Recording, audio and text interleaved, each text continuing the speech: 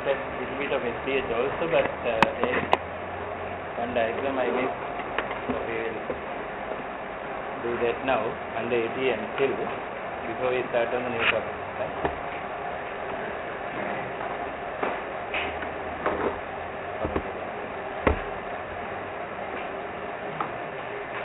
Which is known as ATM protocol architecture.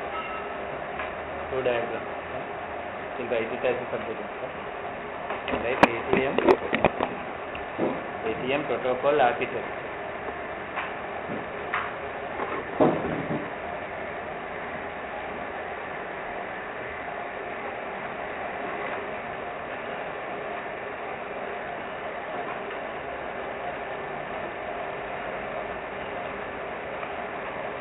Protocol architecture diagram, they divide the protocols into three layers.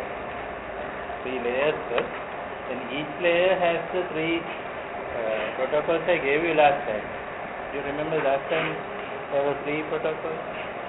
At the bottom we had the physical layer, then we had the ATM layer, then we had the AAL layer. So those three are there anyway in this diagram, but in addition they divide it into three layers. So first I mentioned that. The architecture divides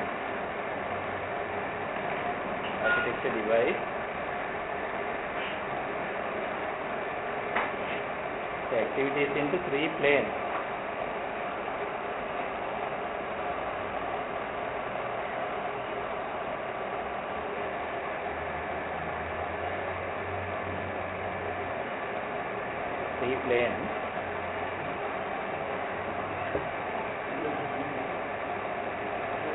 Namely,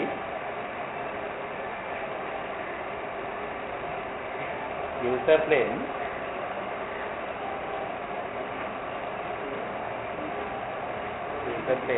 control plane,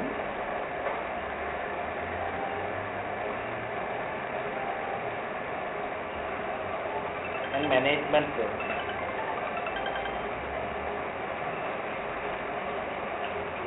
Control plane and the management plane.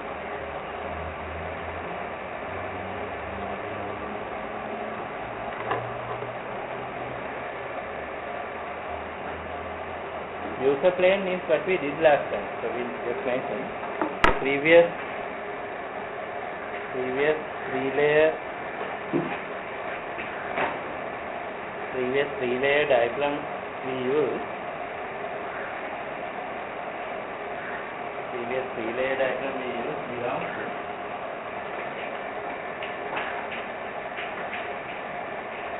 Belongs to the user plane.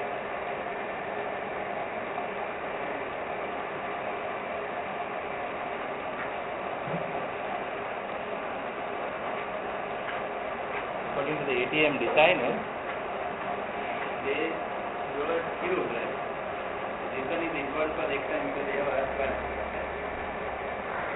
We already know that there is physical layer at the bottom, and ATM layer, then adaptation layer, any higher layers on top of that.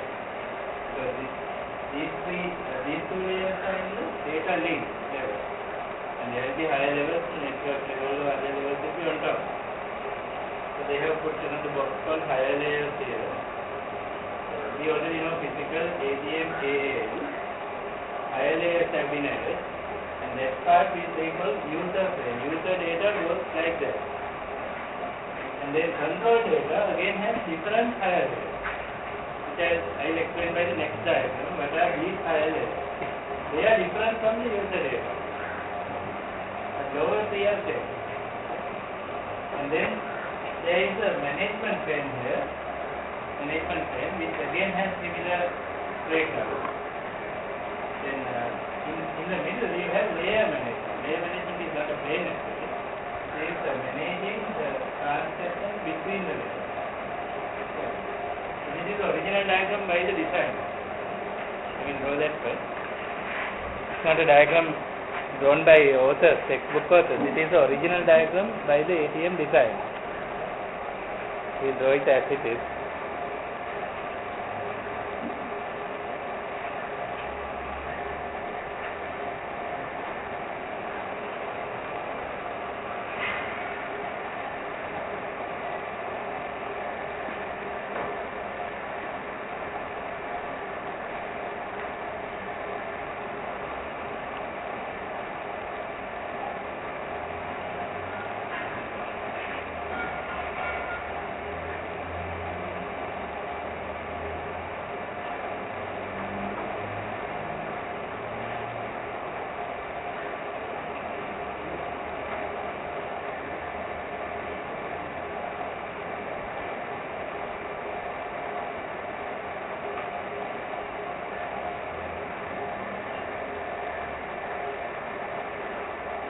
So this dotted line works in the same way, so it's the original idea.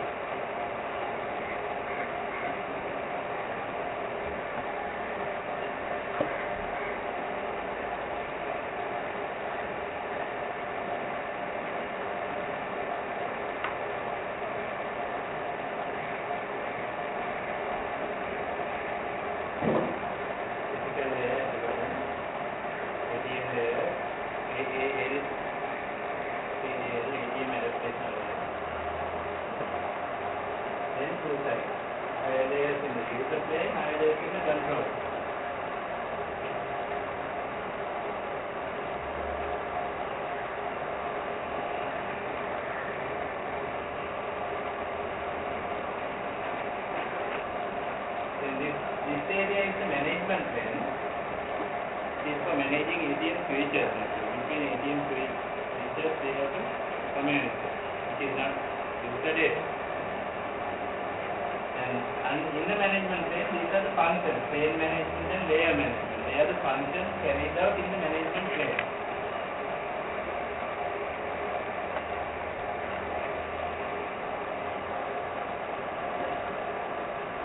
What are the three layers? Three plane, user plane, control plane, management plane. Three planes.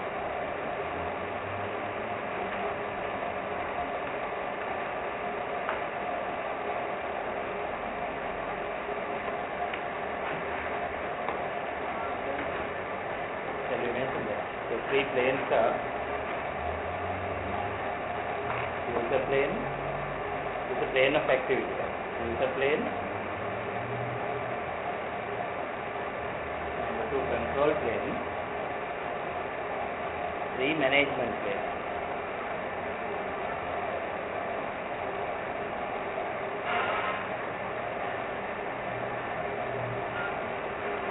You write this not about user plane handles all the user data. You can write user plane, put a dash and say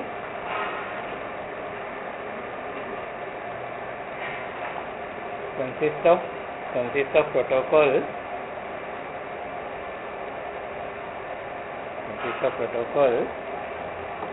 that handle ATM cells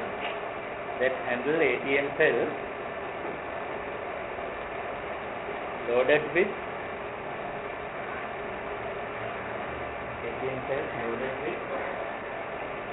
actual user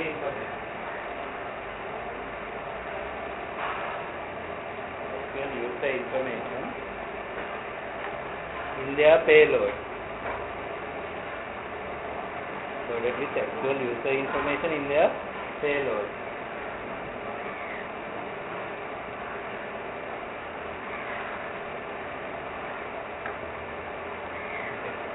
Then control plane, next one, control plane.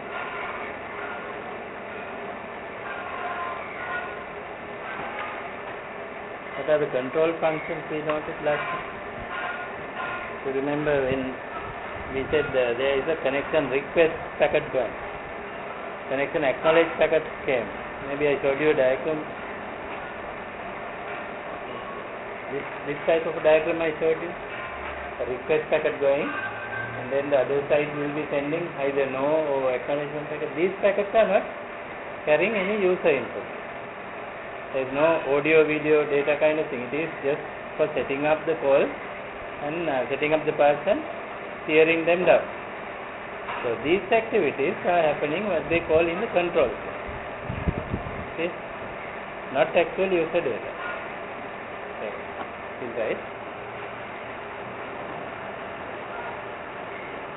If this plane consists of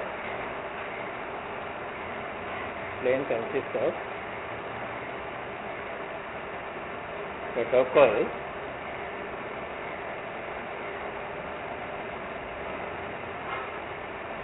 used for setting up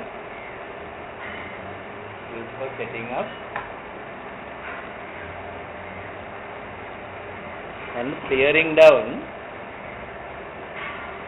setting up and clearing down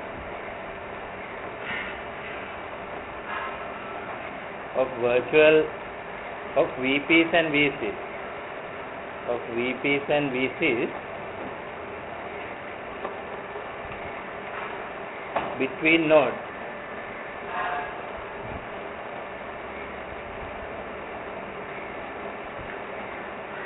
Therefore, it mainly carries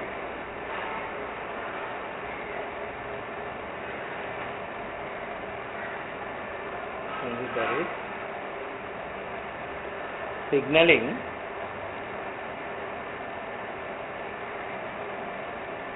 information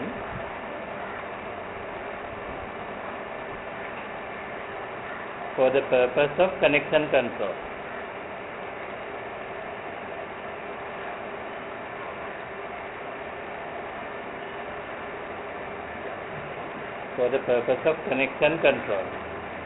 Underline connection control. That means connection request, connection acknowledgement, denial, everything is under connection control activity. The third one, management plane.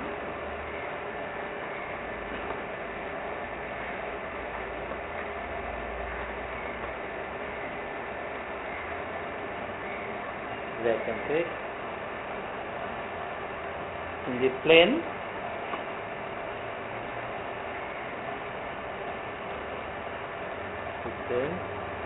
protocol handle ATM cell exchange between nodes.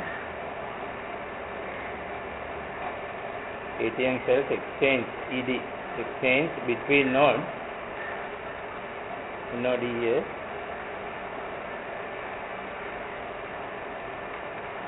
for network management purposes.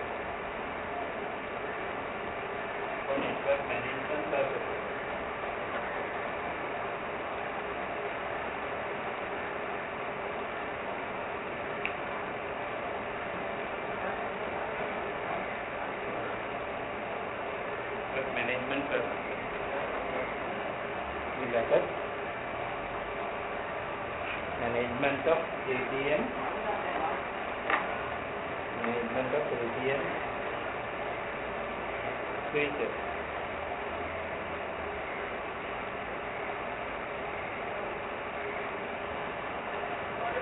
So those three are the activities.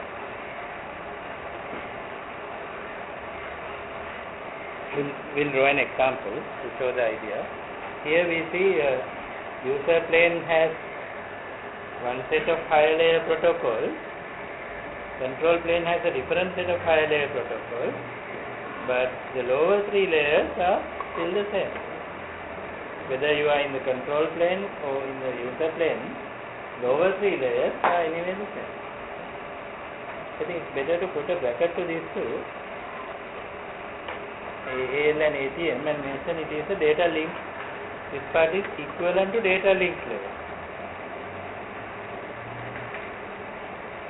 Put a bracket to AAL and ATM layers and mention it is equivalent to the data link layer in OS side.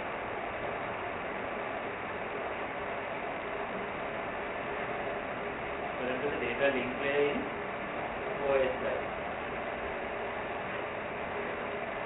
But also remember, this is not the OS side model. This is designed by an organization called ATM Forum. This is not designed by OS. maybe we should put a science there. Under this diagram you can write designed by ATM forum. Designed by ATM forum, FORUM. That is the organization responsible for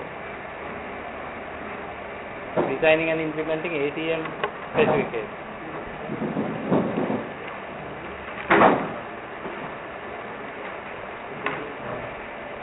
Right. Maybe one example diagram will be helpful for us to understand what these two mean.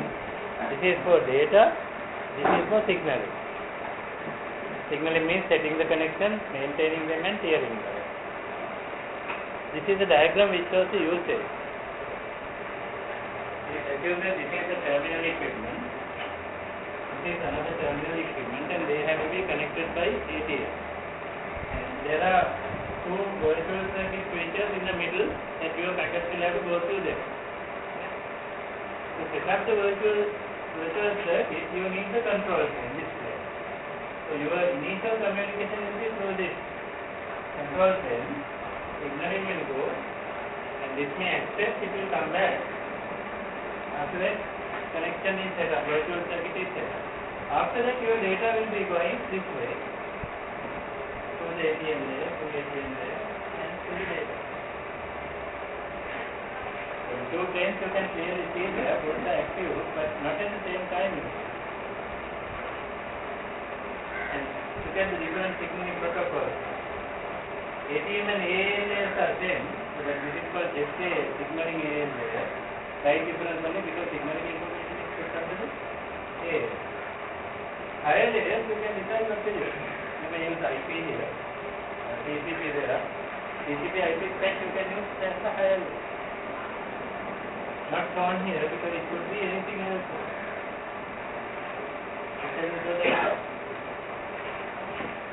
Idea of using the planes to understand the behavior of the system.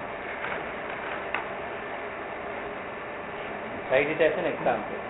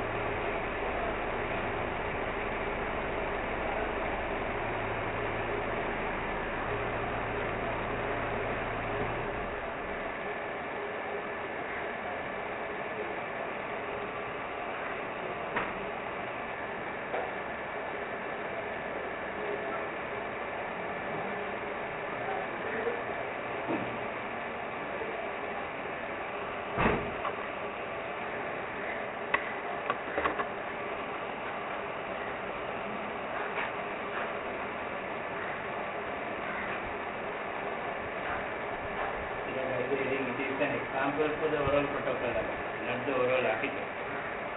This is example for oral protocol. How to use.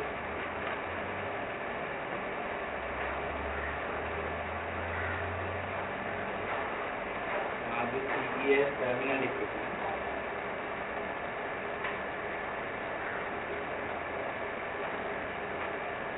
Control plane is shown in yellow. User plane in white. management plane in blue. The lower layer ATM and physical in another color.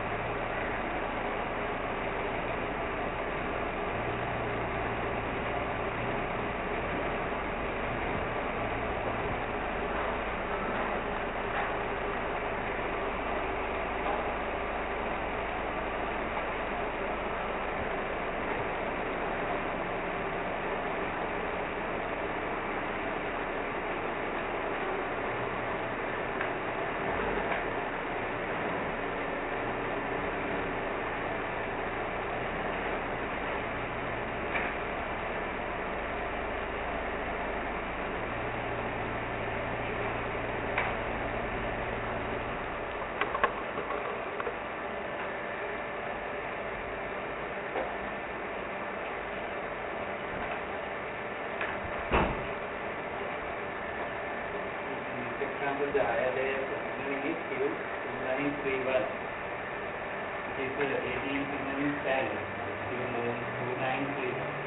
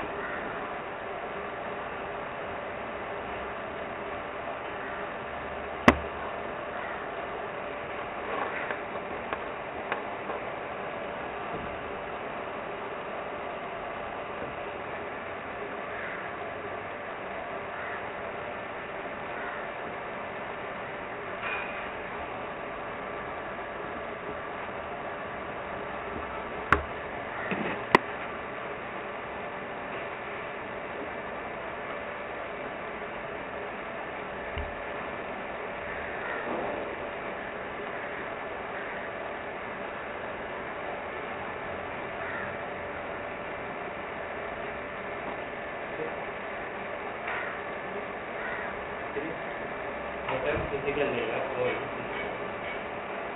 all ATM layers. Then let's say only here.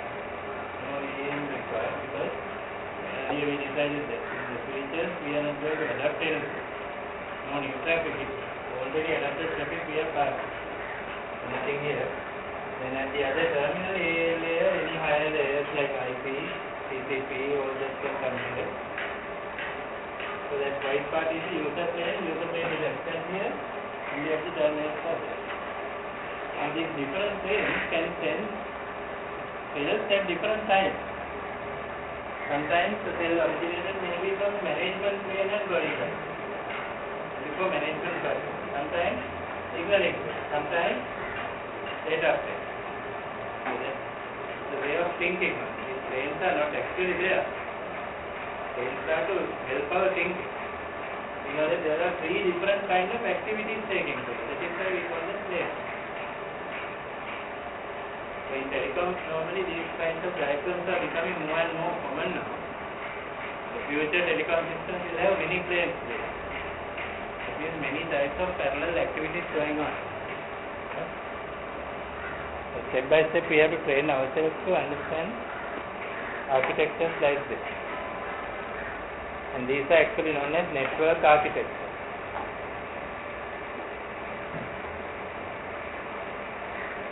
But I noticed that some of you are very fast in drawing, some of you are very slow in drawing. It will make a difference in the exam. So if you are very slow in drawing, problem is in a lower layer, not in the advanced diploma layer. Some earlier problem is carrying on. So which we have to think carefully, like three-dimensional drawing, freehand. If you are unable to draw freehand still, that means some problem you are carrying on to higher level. It should have been corrected at a lower level, the freehand drawing capability. So I can very easily see those who draw freehand, I have finished it very early. Without freehand you take more time.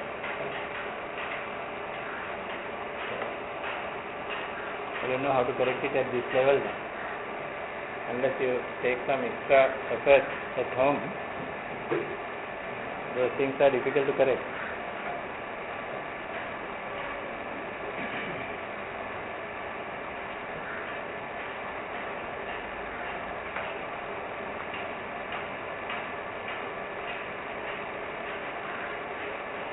Since we all are in an engineering course, we have to train our mind to visualize the thing. This is also visualization. This is not actual thing, this is visualizing how the layers can be there in one place. In future, if you take your mobile phone as a terminal equipment, a personal equipment, there may be several layers like buildings.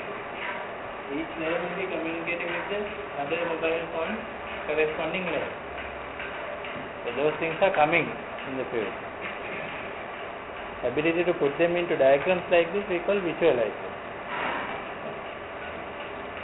And one of the requirements in visualization is like imagining some things which cannot be seen. Planes cannot be seen, but you have to imagine, okay, this is a plane of activity. This is a different plane of activity like that. Okay? But when we train ourselves to that level in the brain, hand and other things must have been trained beforehand for drawing.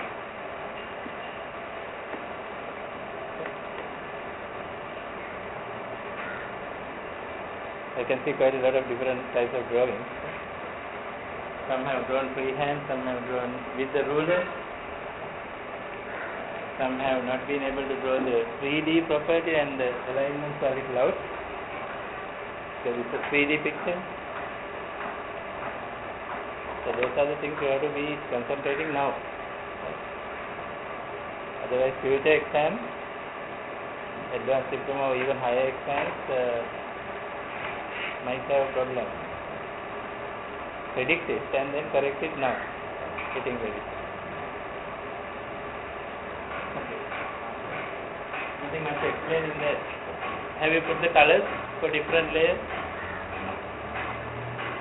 These yellow colors are for the control plane, blue for the management plane, white for the user plane.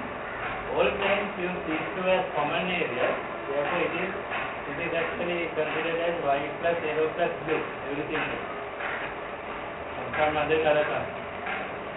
So you can't put all the colors together, but you can mention that these two layers are common to all planes. Common to all planes.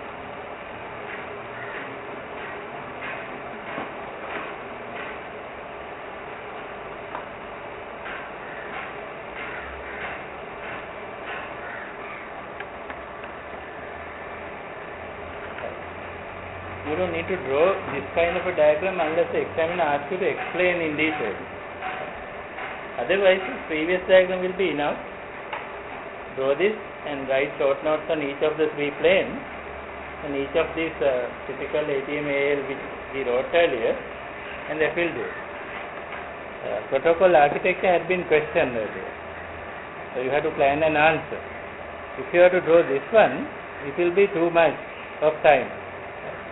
So don't draw this one unless they ask you to illustrate your answer by diagram. This is for our understanding. This is for the exam. But sometimes you forget that when the cramming time comes and you try to draw everything and you will be short of time. So be aware of those pitfalls. Okay, that's all on the ATM. We move to a fairly familiar area. The network layer.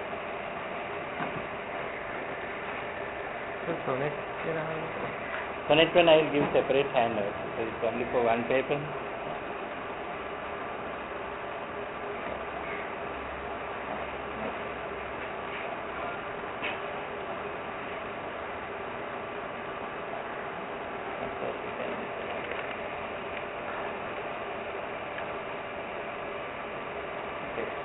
Our next main topic is the network. Why do we go to network here? Because AAL and the ATM belong to what layer? Data link layer. We are going to some familiar territory here because we have done most of this in the diploma level, like IP. We have done. So this area will be more like revision of what we have done in the diploma. Until we come to the areas like network address translation, DHCP, those things we have to do in the advanced diploma. The initial part is a revision of the network. So there is an overlap from now on. You remember the host-to-host connection we studied in the diploma? We said there could be any network of networks here, and first connected to two different networks can communicate to routing here. And for that we need the TCP/IP protocol stack. So we do it just to revise what we had been discussing.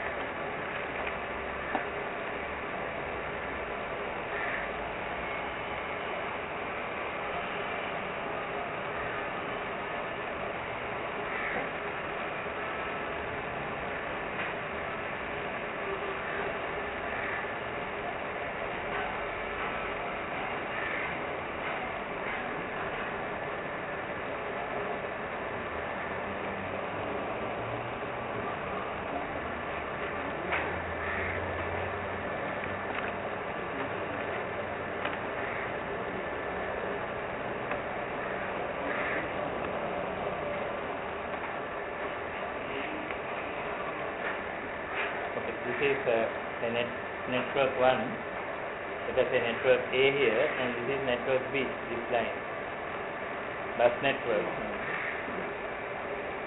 Network A and network B are connected to the internet through these routers. This is a router and this is also a router. So that's the scenario we are normally discussing. And we know TCP/IP is an early protocol suite and becoming universal already. And in the diploma we compared the two protocol suites, and we found in the TCP/IP model the 7 layers had been reduced to 4 layers. Can do that. Again, these things we have done, right? We have quickly revised. Because our focus is now here. 7 layers. These are the 4 layers of TCP/IP.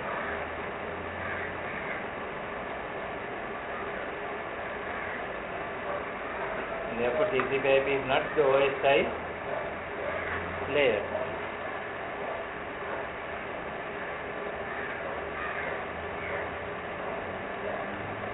Detailed one we didn't answer.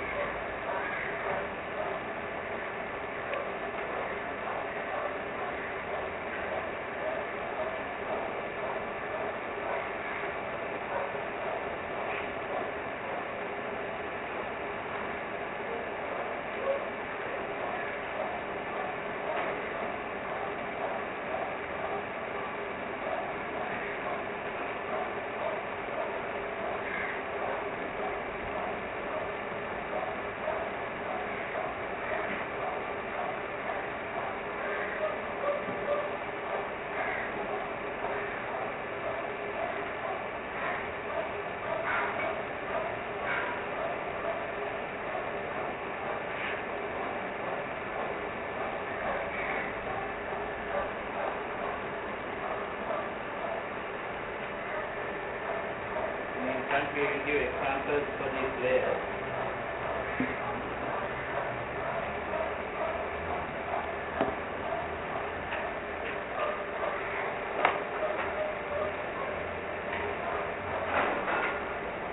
Detailed model, you don't need to draw it as a model, give examples in front. Right?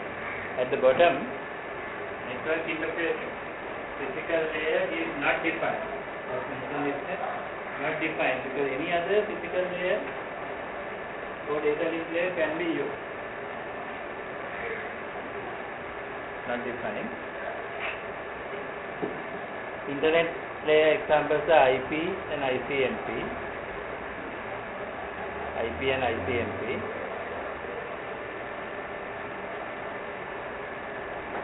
Transport layer examples are TCP and UDP. UDP should have come down and said. Then at the top we have many layers.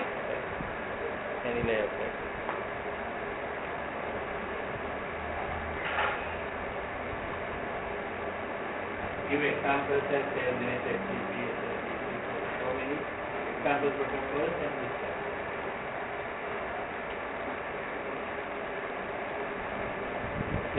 Please put UDP also in the transport. Example for this TCP and UDP.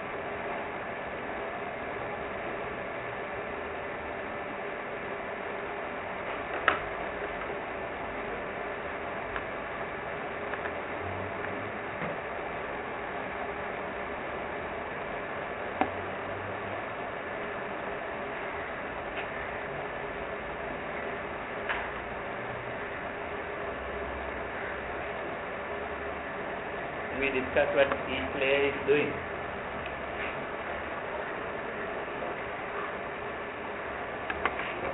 We noted application layer is to provide process to process communication. So we visualize the application layer.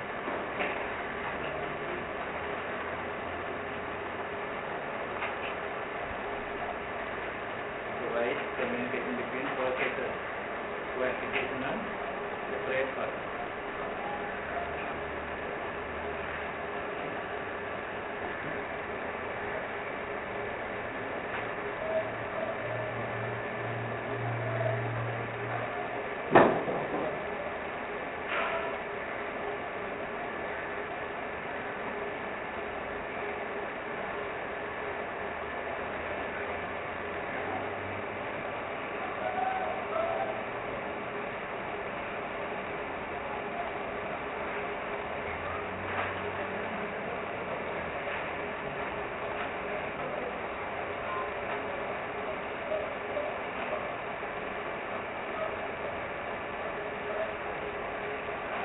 Transport layer we knew end-to-end data transfer service. These two you don't need to write, just mention this. Provide end-to-end data transfer service. And you may remember there was two, connection-oriented, connection-less. Maybe you can give TCP connection-oriented, UDP connection-less. TCP connection oriented, UDP connectionless. So this is the layer we want to study now. Concerned with routing data from source to destination. Most of the routing theory we have to cover. Network access layer we know is the lower layer, not defined now. It is open for definition by other organizers.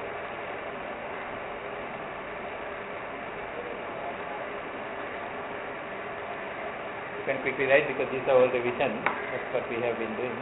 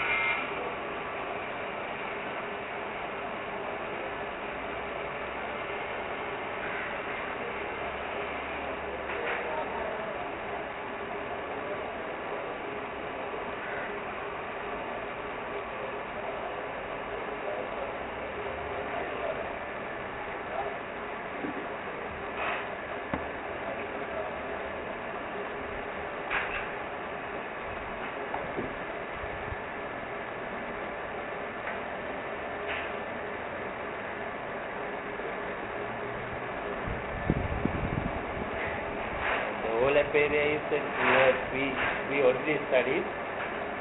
We already studied the IP packet header. All the fields in the packet header is summarized in the diploma.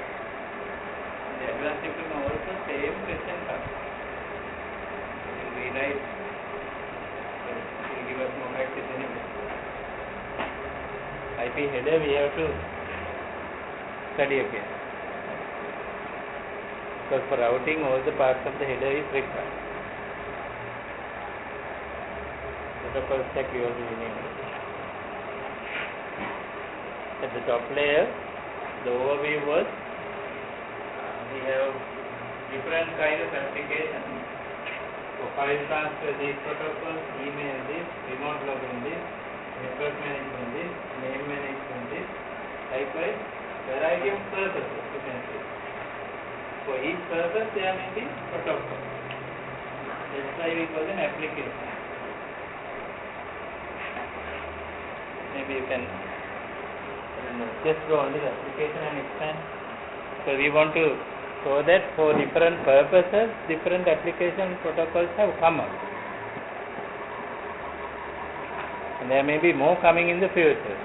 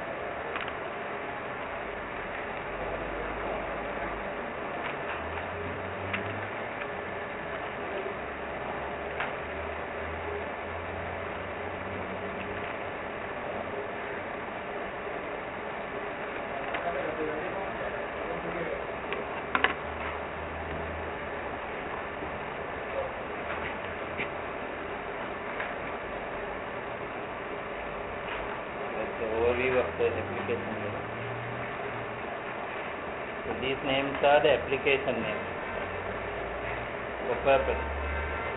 But for the same purpose, you can have slightly different protocols. TCP and UDP we already know, right? TCP we know connection oriented, UDP connectionless. In the diploma we study the TCP header as well as the UDP header. This is the TCP segment. Up to this point TCP header, after that TCP data. So we quickly go at the summary in the next layer, TCP segment form.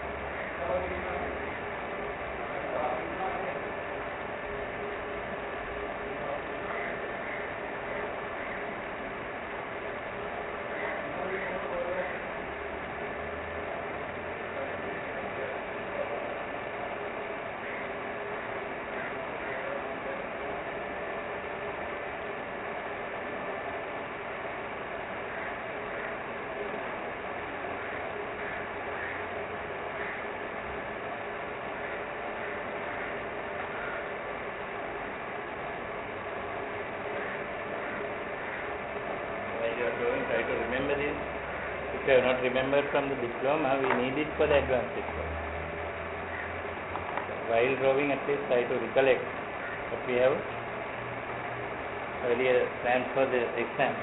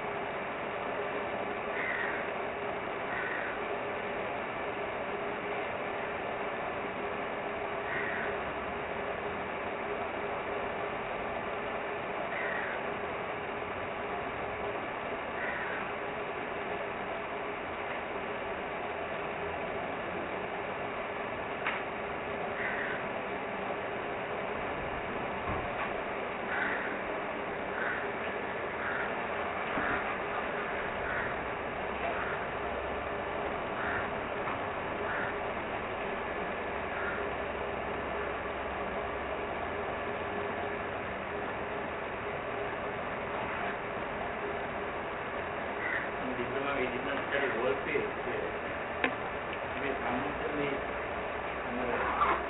port numbers pre-identified. I will give another diagram for the first reminder. 16-bit source code, 16-bit destination code. Which define the application mode which is sending, application which is receiving with segment. Sequence numbers, acknowledgement numbers are required for what purpose? For reliability, because if some segment is lost, the other part is not. Then header length, certain bits without confusion. Some code bits, there are two values which are coming here, I will give in the next slide. The Windows size, header checksum, version pointer, equal actually version pointer. Version point.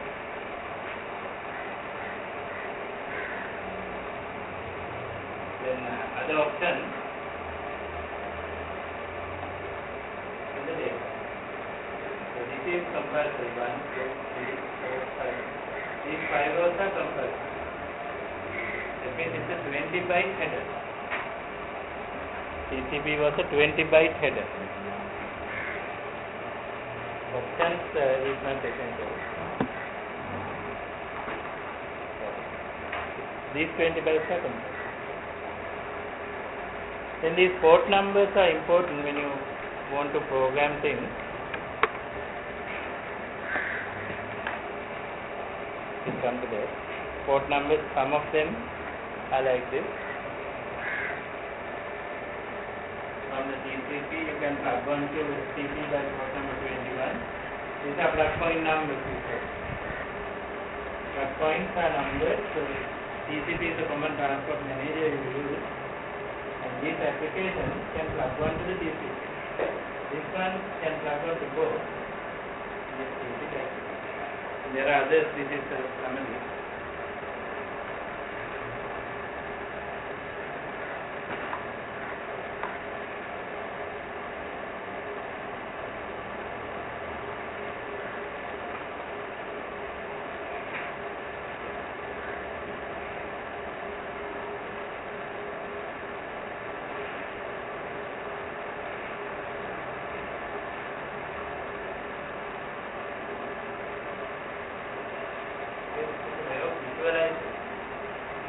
Imagining the port number.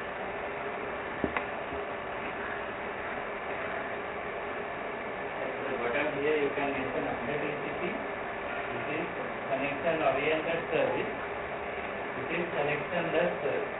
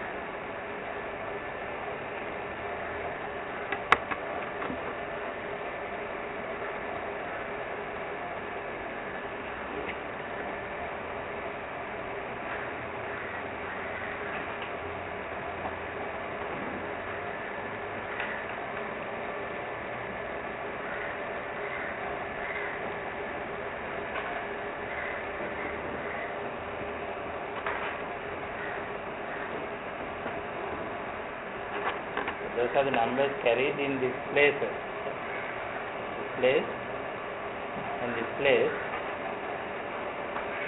It will identify which application is sending to which application.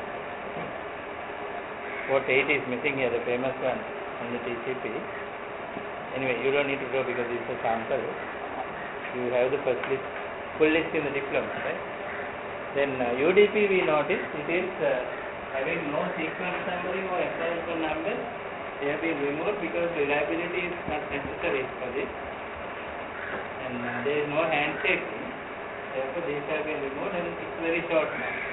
You only get 8 byte header instead of a 20 byte header in the UDP. It's connectionless transport layer protocol with a smaller header, 8 byte header.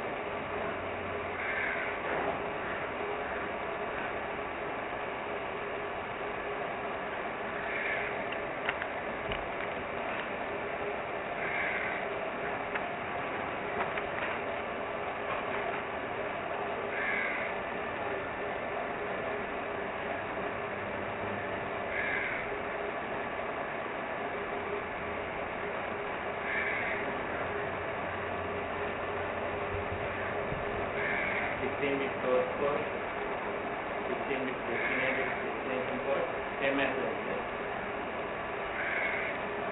Then 16-bit text, that's all. And the date. And mark the header as 8 byte header.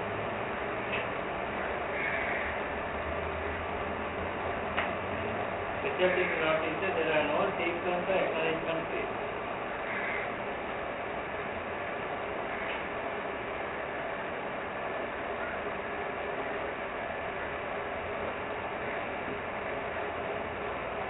Because it is connectionless.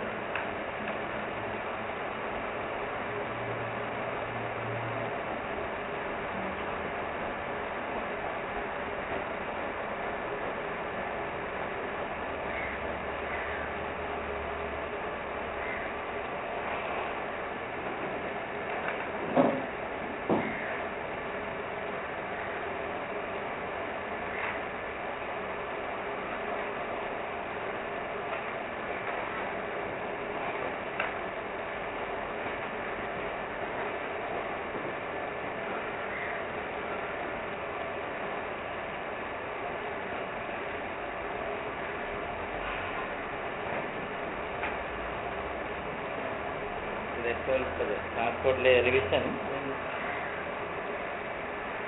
This is the layer we are now focusing on, and 4 key protocols are there in the Internet.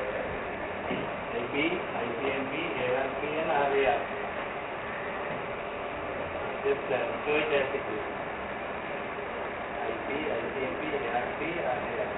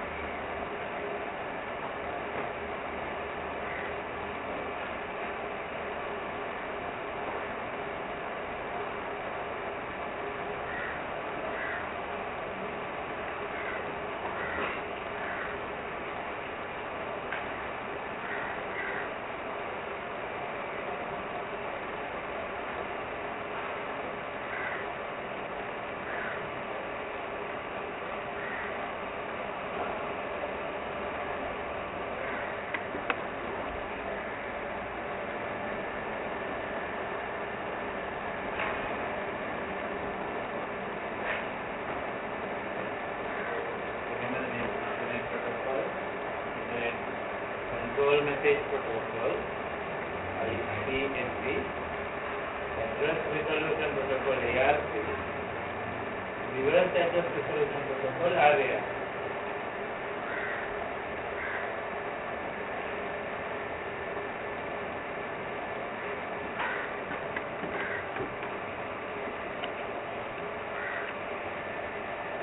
And what are the features of Internet protocol? We are going to study the header again. Quickly write down summary of what the header does. Fragmentation, and also we will move on to IP addressing. In the advanced diploma, we have to study type of addressing called class plus address.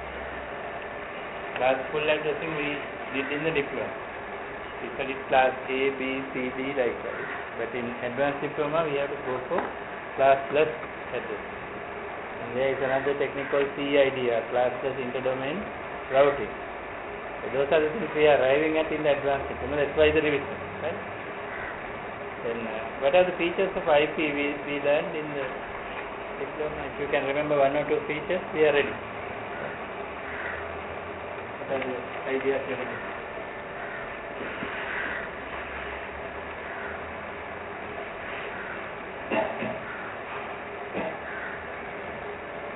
IP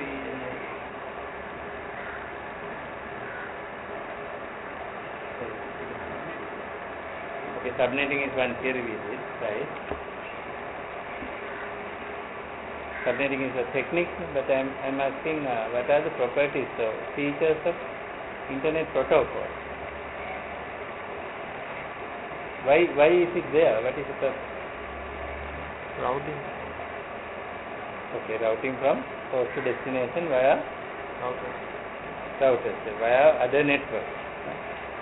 If you are sending packets from one computer to another computer in the same network, you don't need network layer.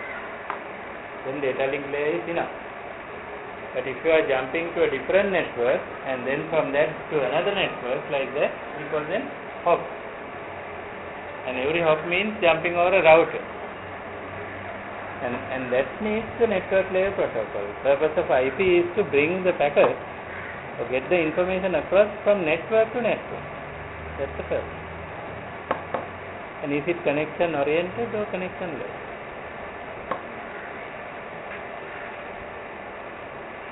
Oriented or less?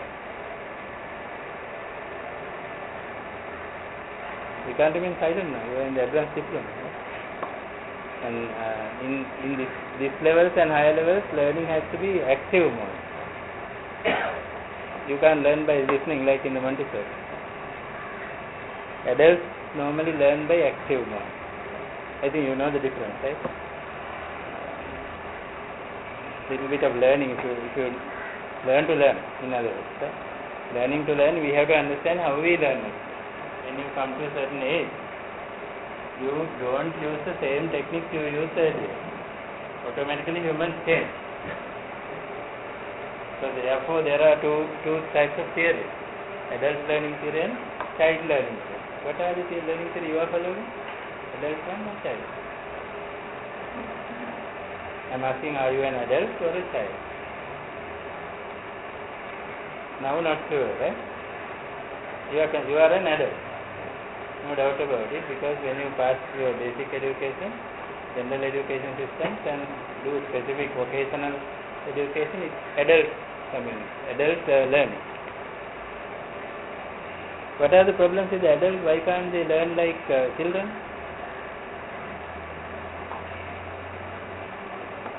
We should understand, because now you are an adult, you have to realize that you have changed. So your learning methods have changed from what to what. Children are very good at listening. They are good at listening and they are capable of imagining things mentally. Mental imagining. But adults don't like that. Adults can do it better than children, but they don't like that method. They want to do something and learn. I don't know your case. I'm sure you are also like that, right? We would be happy if we can do and learn, but maybe the opportunities are less there. So we may have to use our visual power to, imagination power to imagine these equipment and learn with them. Otherwise, if the equipment is right with us, we would like to program and see the IP addresses and everything and learn. That's the way adults learn. And adults have the problems of poor hearing. Our ears become weak when we get older. You are getting weak, right? Not as sharp as those days like children. And we have vision problems. You can't see from far away like a child. And we have the problem of environment. We always think, okay, there is a better environment to learn than this. Children don't care. They learn it in any environment. Even if they are playing outside, they learn while playing. We don't like. We want to play separately, learn separately. So we want classrooms to learn. Children don't need classrooms to learn. Likewise, I don't remember everything, but there are two big tables. In learning theory, there are two big tables, how children learn, how adults. If we don't realize this, maybe we have not realized what we can do, what we can't do.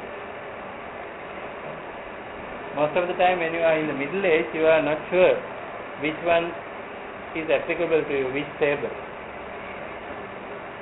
That may be the situation you are in. But you can take it from me that you are an adult, and also you will have seeing problems, hearing problems, and also environmental problems. Like even the fan might be a disturbing case for adults, but not for a child. So we look at the things in a different way when we become adults. And also the way of understanding is also different. Adults want to do things and learn. Children would like to imagine, because they anyway imagine many things, since they have not seen many things. Now you have seen many things, so you would like to do. Those are the difference.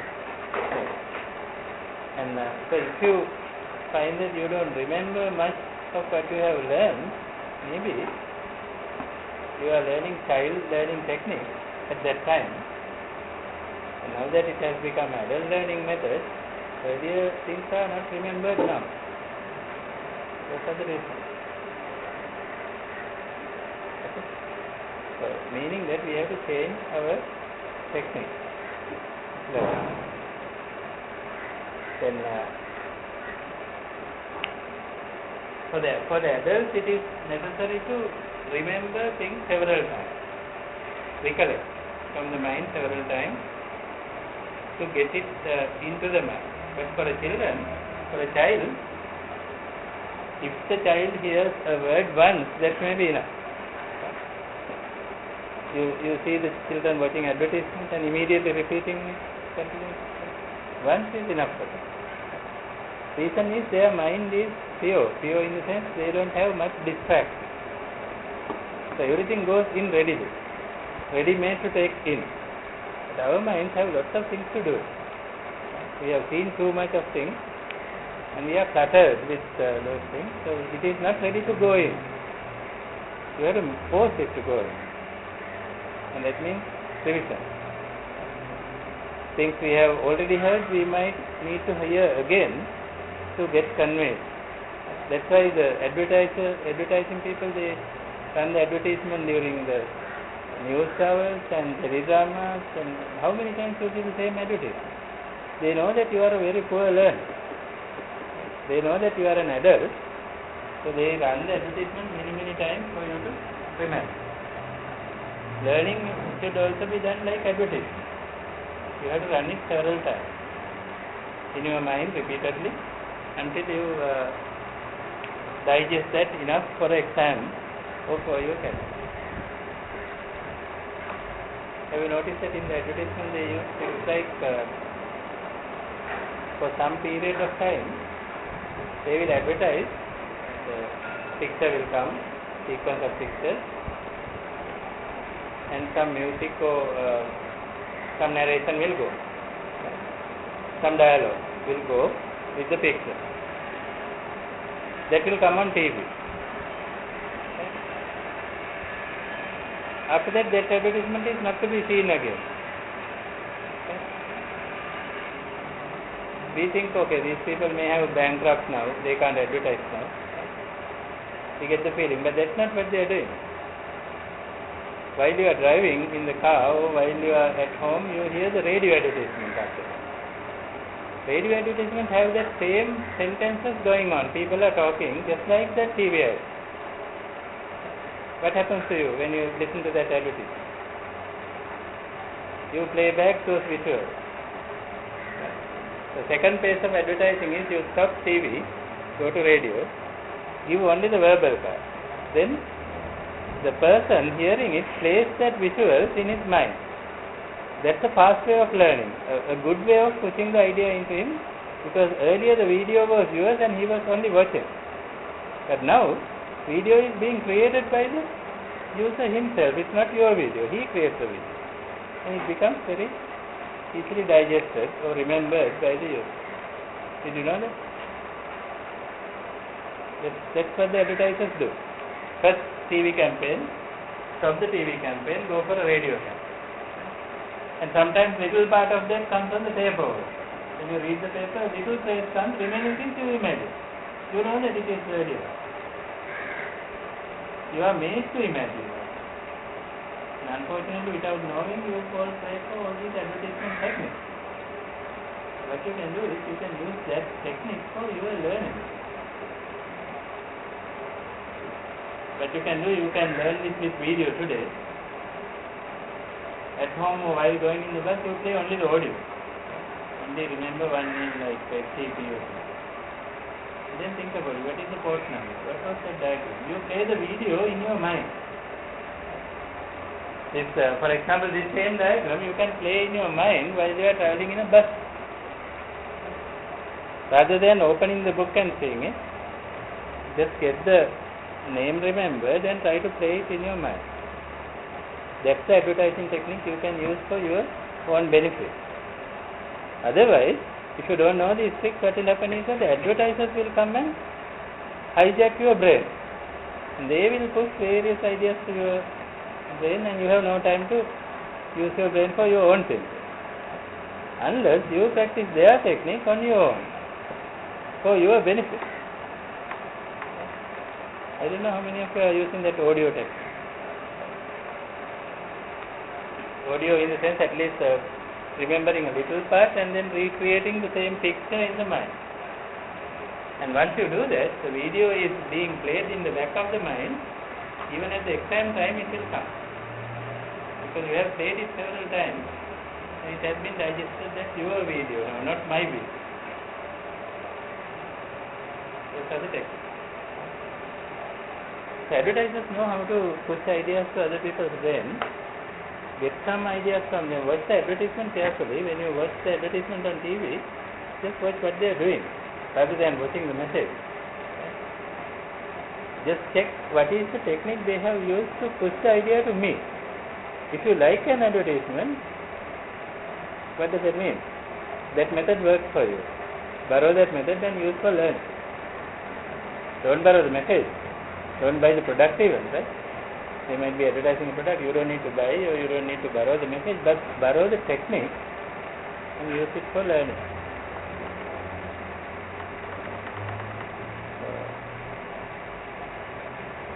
If you can remember things from the diploma to now, that means that playback system works. If it does not come into our mind, the playback system has a problem. Maybe one-time playback, after that it erases. Those are the things you have to carefully think and adjust. Okay. Coming back to IP, we already noted that it is routing. Routing means going from one hop to another hop until we reach the destination network. My question was it connection oriented?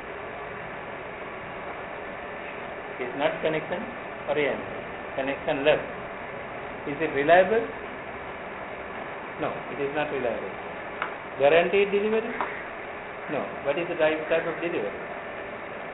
I gave a name in the diploma. Not guaranteed delivery. What is the opposite? Best effort delivery. Best effort delivery. Right? Best effort means IP will try. If it fails, can't help. Right? It will try its best. So those are the properties. We'll quickly list, not in big sentences, but just a summary. You can write functions of IP.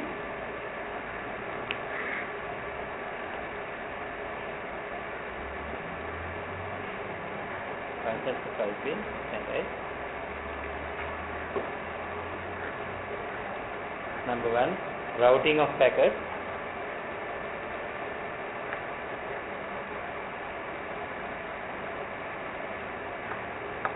Number 2, fragmentation.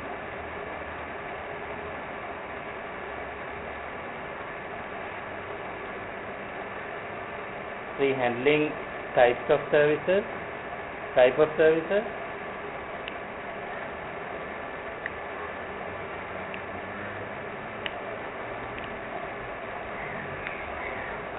4, send and receive. Error and control messages using IPMC. Send and receive error and control messages using IPMC.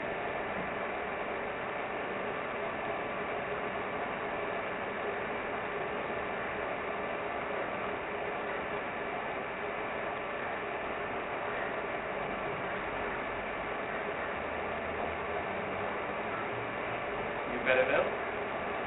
This is a connectionless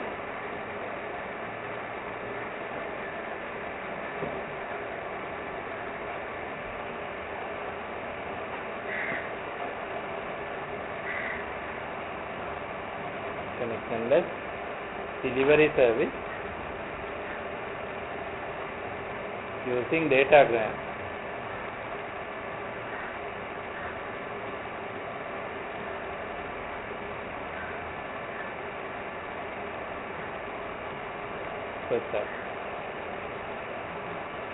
Service is the best effort.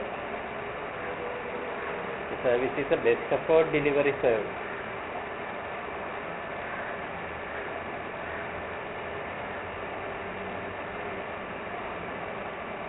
Service is a best effort delivery service.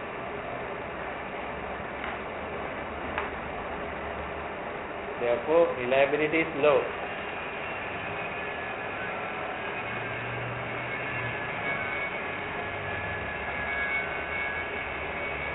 Reliability is low. Packets may be lost. Packets may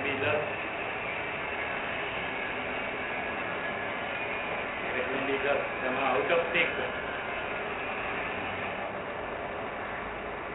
or duplicated due to various reasons. Three kinds of problems: lost, out of sequence, duplicate. Packets may be lost, out of sequence or duplicated due to various reasons. Can you underline the three? Lost is one, out of sequence another, duplicated the third. That's why we call it unreliable.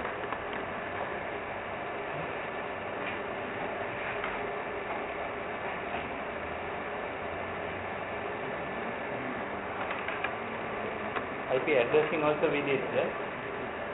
In the diploma we did IP addressing. What kind of address is it?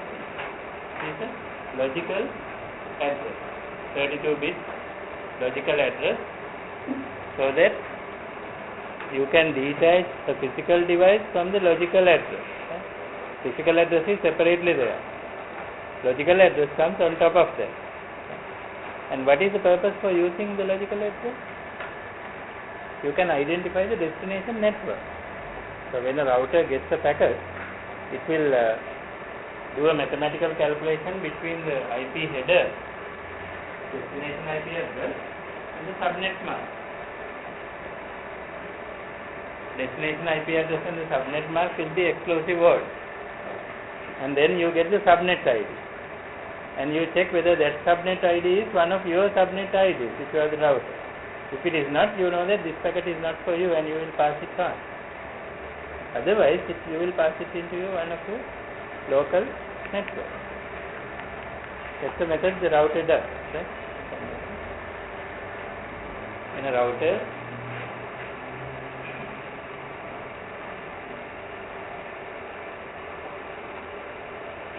receives an IP packet,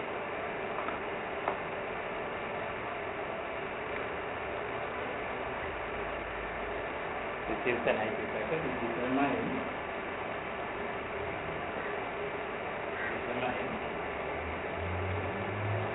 whether the datagram is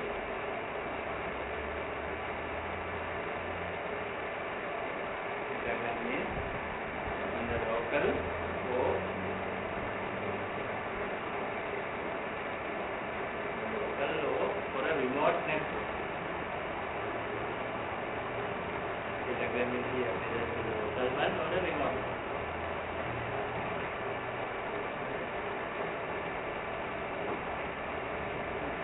In bracket, using subnet mask. Using subnet mask.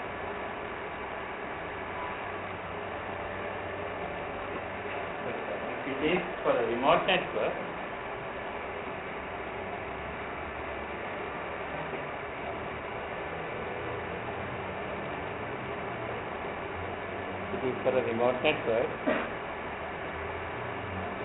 the datagram is forwarded to the default gateway.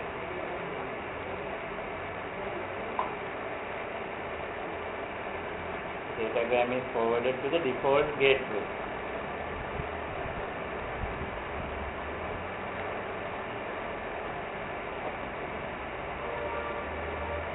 In bracket, which is a router that links to another network.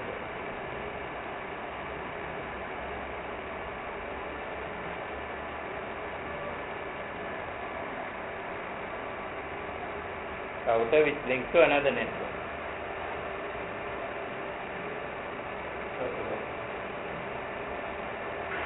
So these are the basic activities of routing.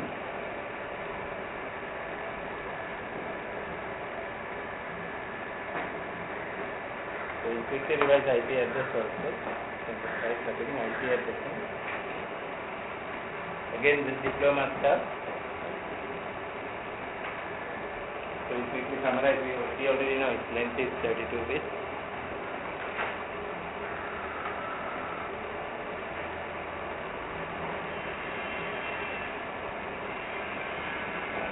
It can uniquely identify the network and the host. Uniquely identify the network and the host.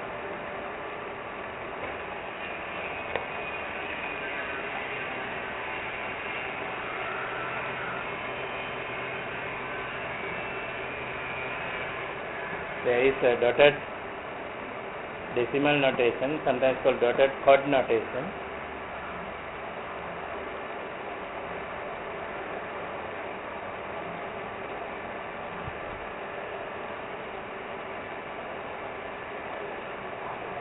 We write 4 decimal numbers as x dot x dot x dot x to make that 32-bit number. Each x will represent a 8-bit binary number in decimal. 8 bits converted to decimal. And we notice that there are 2 components in the address, net ID and host ID. So net ID part and the host ID part.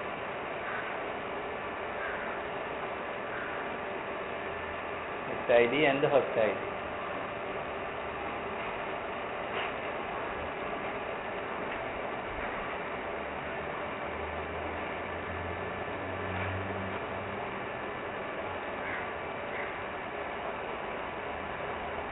So each physical network should have a unique net ID. Net IDs cannot be duplicated. Each physical network should have a unique net ID or network address.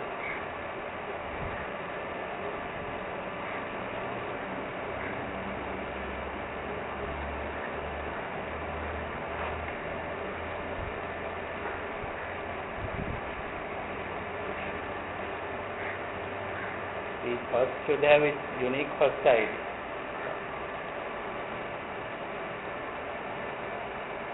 Not only the host, the routers or the gateways, they should also be programmed with IP address. The router might have one IP address for every port.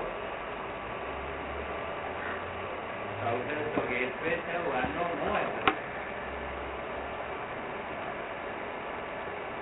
Routers or gateways have one or more IP addresses.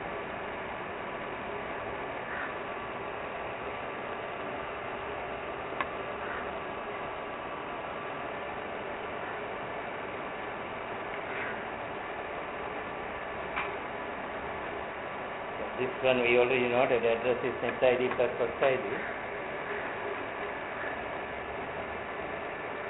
Then we learned that can convert binary like that. We don't need to go into examples. You may remember this IP addresses.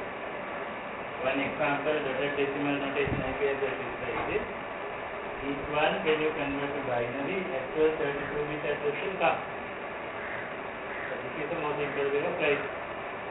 Can we noted that? The net ID part and host ID part have certain specified files.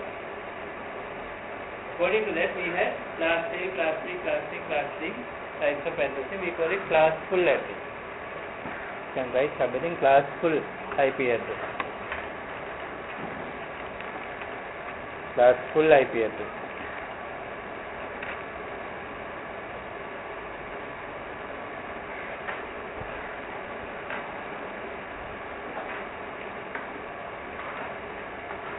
This is a summary of what we learned there. We found class A will have net ID only in the first 8 bits, first ID for the remaining 24 bits. Class B, 2 bytes for the next net ID, 2 bytes for the class C, 3 bytes for the net ID. These are not reserved like that, so they can use the full 32 bits. Can we summarize?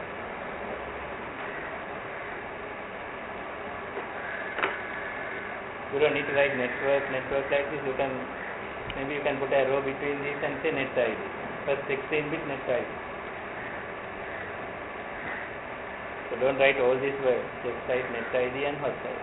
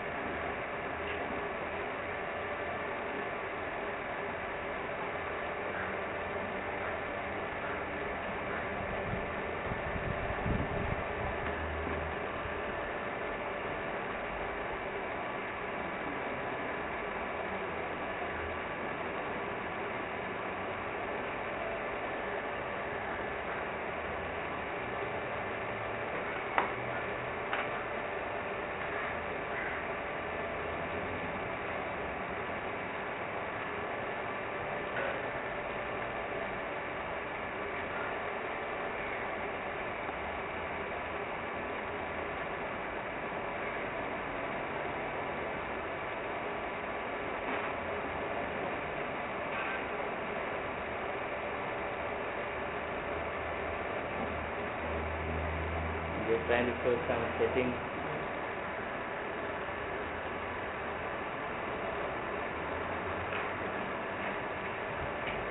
You can't find it. That's what they said.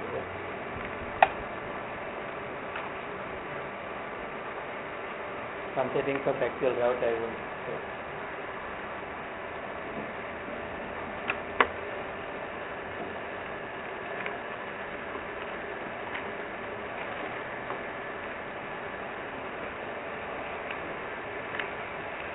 Another important thing is that class A always starts with a 0, class B with a 10, class C with 110, class D with 1110. You don't need to draw the whole thing, just mention this starting this. Class A always starts with logic 1. Class B 10. Class C 110. Class D 1110. Class C 11110. Class C is not here, but 11110. So that pattern you can remember.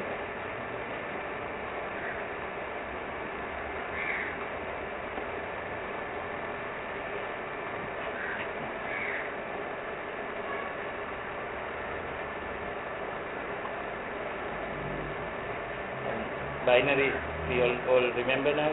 The left hand bit is 128, 64, 32, 16, 8, 4, 2, 1, right? So when certain bits are set, you can find the number. For example, when first two bits are set, 128 plus 64, 192. First three bits are set, 224. So likewise, you can quickly identify which weightage is present and calculate the binary number. It may be needed when we do subnetting later. I will come into that.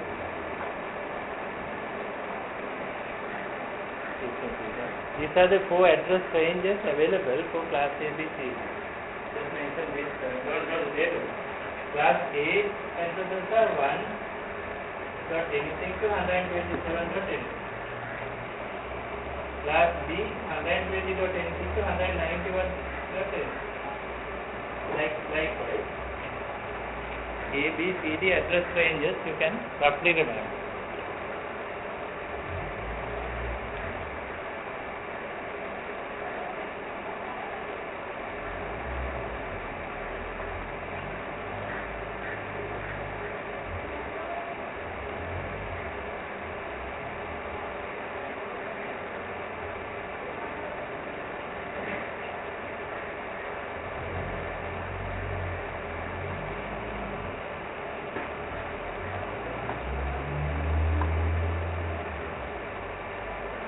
You can easily see from my earlier table I showed you that when you have 1 0 here, what does that mean? Let me go back one step. You can see when this 1 is set, it is 128. If 2 bits are set, if it is 1 0, it is 128. 1 1 0, 1 1 0 means 192 onwards. 1 1 1 means 224 onwards. That's how it happens. So that's how these ranges have come up.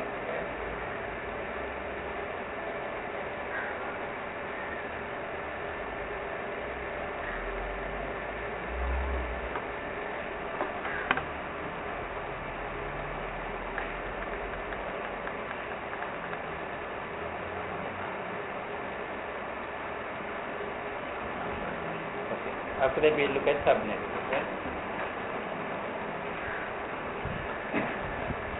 Without break and do subnet. Now revision part is over. We'll have to do subnetting, which is same theory for supernetting also. Class full and class less. And after that, how the interdomain routing will be done when you do it in a classless manner. And slowly we are going to study these routing protocols. Theories behind the routing protocol. That's the real advanced diploma area. So what we have done up to now from the start is quick revision of what we all did in the diploma. It will be needed now. Have a short break and come.